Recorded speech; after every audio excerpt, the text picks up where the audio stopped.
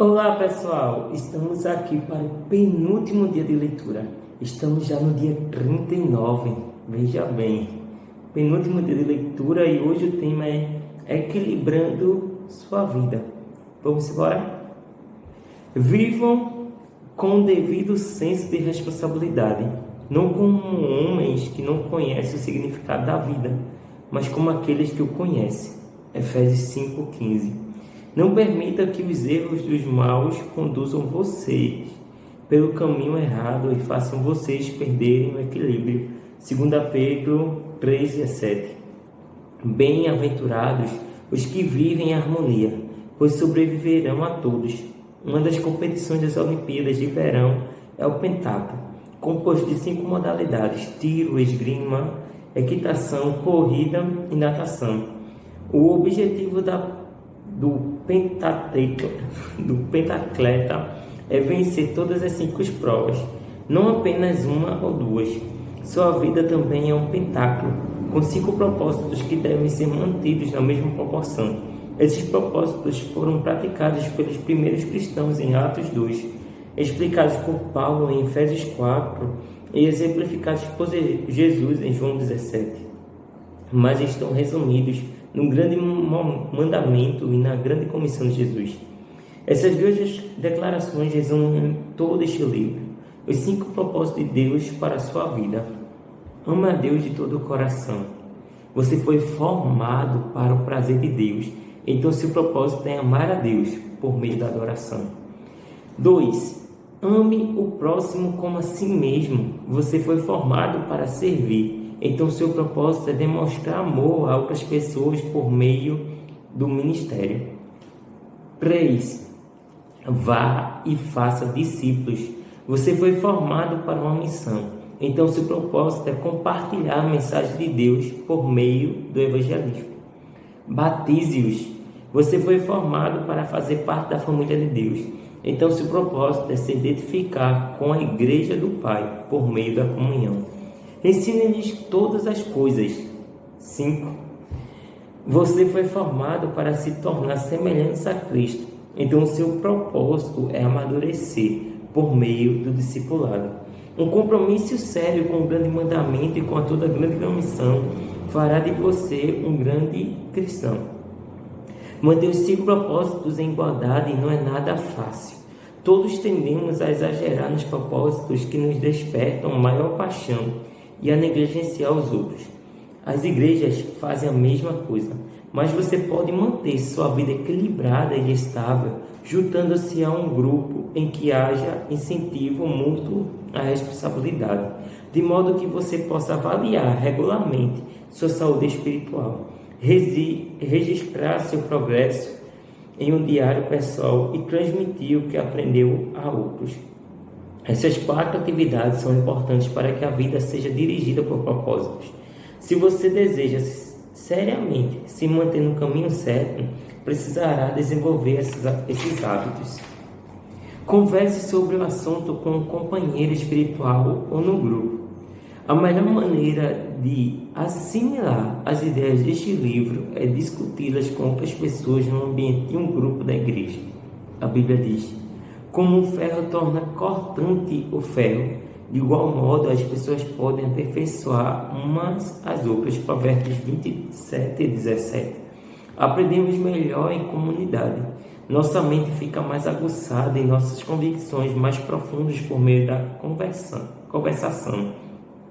Insisto em que você reúna um pequeno grupo de amigos e forme um grupo de leituras para que estão na Terra, a fim de rever os capítulos semanalmente. Vocês devem discutir implicações e aplicações de cada capítulo. Perguntem-se: e daí? E agora? O que isso significa para mim, para minha família e para a nossa igreja? O que vou fazer a respeito disso? Paulo diz: ponham em prática o que vocês receberam e aprenderam. Filipenses 4:9. Um pequeno grupo de leitura proporciona muitos benefícios que não podem ser alcançados somente por um livro.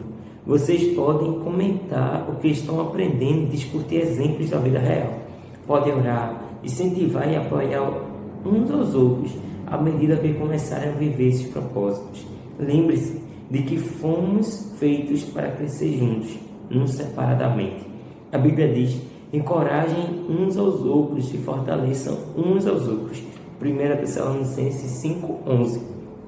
Incentivo também a estudar a Bíblia individualmente. Registrei como notas no fim do livro mais de 1000 passagens da Bíblia utilizadas neste livro, para que você possa estudá-las em seu contexto. Leia, por gentileza, o apêndice 1, que explica o uso de paráfrases e diferentes traduções, visando manter cada capítulo adequado à leitura diária. Tornou-se impossível explicar o fascinante contexto da maioria dos versículos utilizados. Entretanto, a Bíblia foi feita para ser estudada por parágrafos, por capítulos e até mesmo por livros inteiros. O meu livro 12 maneiras de estudar a Bíblia sozinho pode ajudá-lo no estudo indutivo. Faça um autoexame espiritual periódico. A melhor forma de harmonizar os 5 propósitos em sua vida é por meio de uma autoavaliação periódica. Deus dá grande valor a esse hábito. Somos orientados pelo menos 5 vezes nas Escrituras a verificar e a examinar nossa saúde espiritual. Lamentações 3:40. A Bíblia diz: testem-se para saber se estão firmes na fé. Não se engane pensando que tudo está garantido. Crie o hábito do autoexame. Vocês precisam de evidências de primeira mão, não apenas de ouvir dizer que Jesus Cristo está em vocês. Faça um teste. Se o resultado não for bom, tome alguma providência. 2 Coríntios 13:5. Para manter a saúde física, você precisa ir regularmente ao médico para a verificação dos sinais vitais, pressão sanguínea, temperatura, peso e assim por diante. Para a sua saúde espiritual, você precisa examinar regularmente os 5 sinais vitais da adoração, da comunhão, do crescimento do caráter, do ministério e da missão. Jeremias aconselha: vamos analisar a forma como vivemos e reorganizar a vida conforme a direção do Eterno. Lamentações 3:40. Na igreja, desenvolvemos uma ferramenta simples de avaliação pessoal que tem auxiliado milhares de pessoas a permanecer no propósito de Deus. Você ficará surpreso ao ver como essa pequena ferramenta o ajudará a alcançar o equilíbrio para uma vida saudável e de crescimento. Paulo disse que a ideia entusiástica do início seja igualada pela ação realista de agora. 2 Coríntios 8:11. Anote seu progresso em um diário. A melhor forma de consolidar o progresso, o cumprimento dos propósitos de Deus para a sua vida é manter um diário espiritual.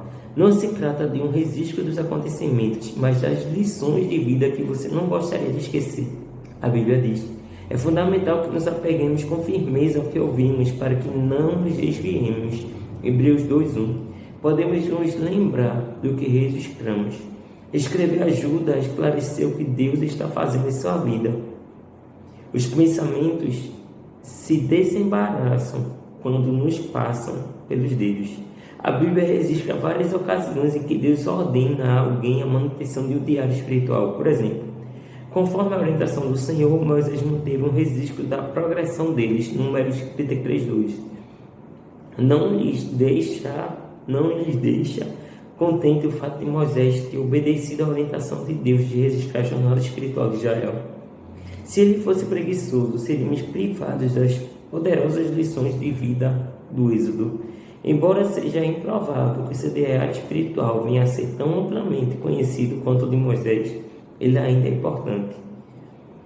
Na NVI lemos: Moisés registrou as etapas da jornada deles. Sua vida é uma jornada, e uma jornada merece um diário. Eu espero que você, tendo uma vida dirigida por propósitos, escreva sobre as fases de sua jornada espiritual. Não anote apenas o que for agradável. A exemplo de Davi, registre suas dúvidas, temores e lutas com Deus. As maiores lições vêm do sofrimento, e a Bíblia diz que Deus mantém um registro de nossas lágrimas, Salmos 56:8.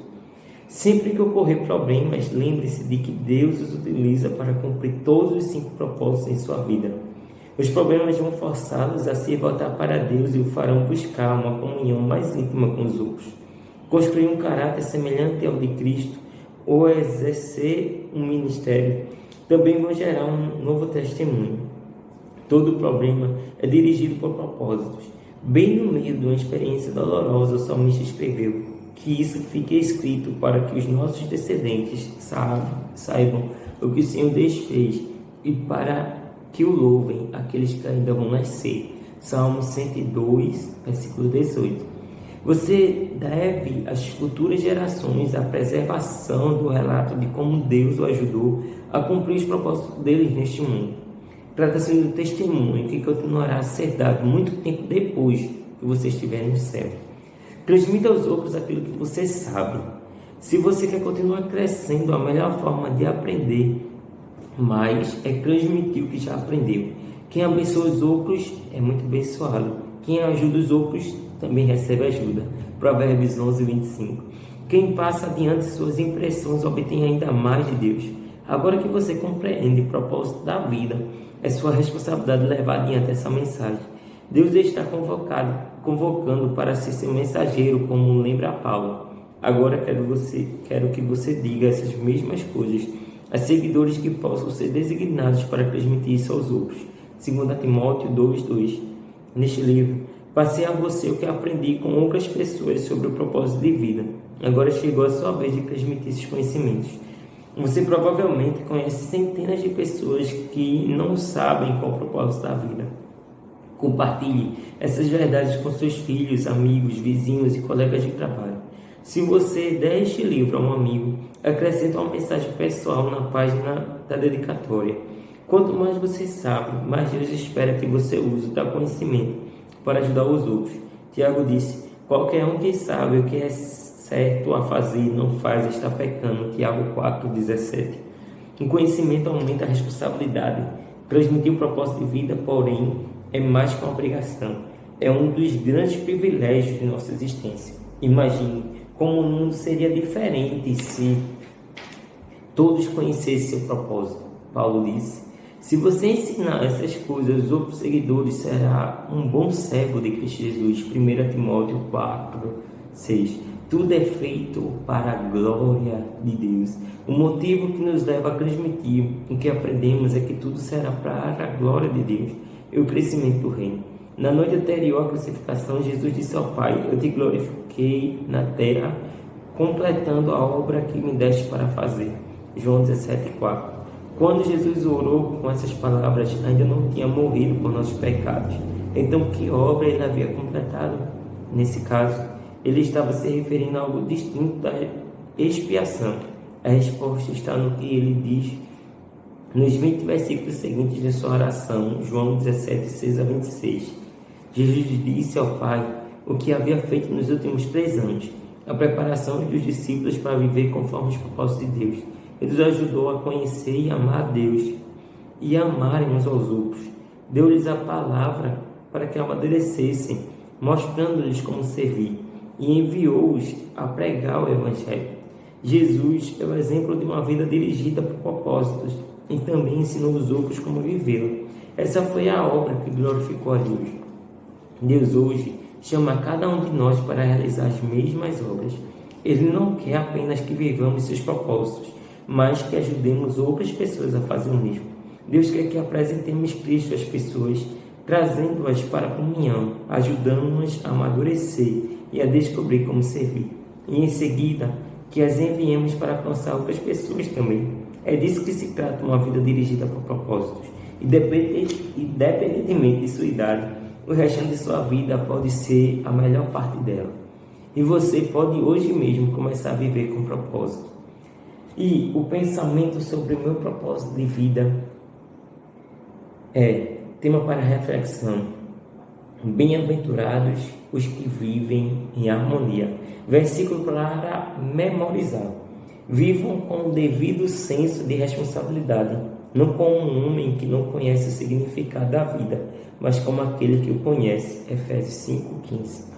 Pergunta para a gente meditar: qual das 4 atividades vou iniciar para permanecer no caminho e harmonizar os 5 propósitos de Deus para mim? Então, meu povo, estamos aqui no penúltimo dia, fechando mais um ciclo, né? Amanhã a gente encerra, mas espero que vocês estejam meditando, escutando e crescendo cada vez mais no reino e o caminho de Deus. Que Deus nos ajude no nosso propósito de vida. Um abração.